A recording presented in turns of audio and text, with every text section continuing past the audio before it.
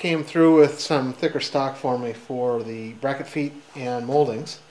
So rather than do the drawers, I'm going to go ahead and work on moldings. I've milled a piece to thickness for the bottom base molding and made a little template from the plans.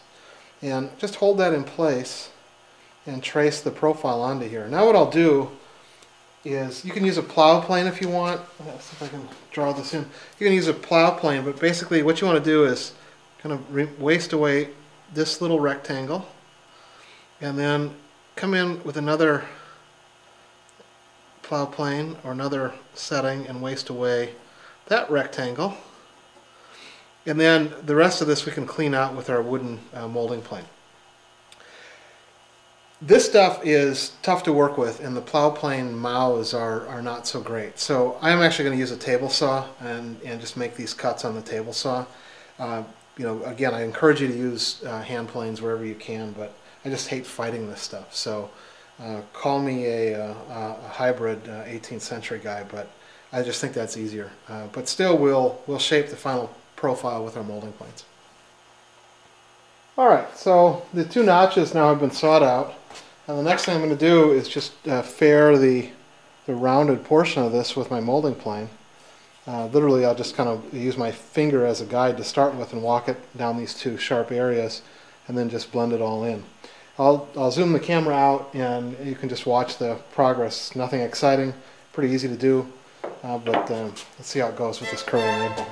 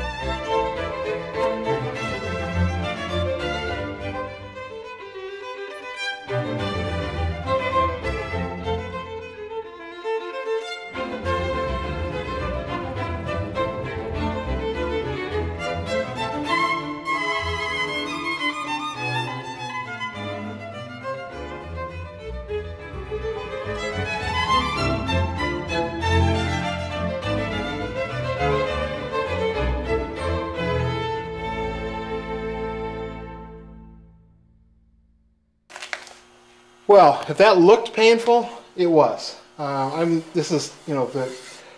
These are just not ideal planes for this sort of wood. But I'm going to finish up this now with a scraper, the profile set, and I just need to get things smoothed out. And then I'll rip this piece to width, and we're ready to go. Just a little blood on here. Tough stuff.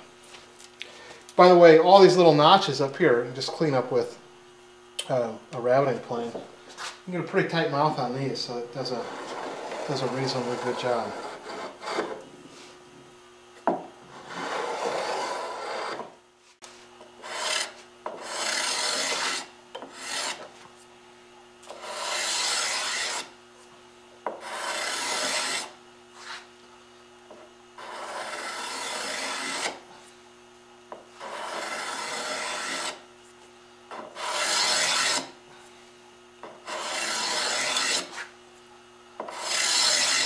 Okay, so it's a lot of work with scrapers. You can use one of these shape scrapers. I really like these sets that have different radiuses on them, convex, concave radiuses. They're really nice. I should have them on the website soon. So with that, I think the last thing I'll do is just hit this with a little sandpaper.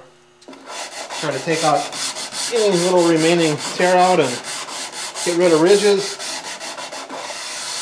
and that molding is done. So time to rip it to width and then install it. Okay, we're making progress. The base molding has now been installed. The back is in place, and notice that it doesn't fall out. And if we engage the spring lock from the inside, we'll push down on this, it releases.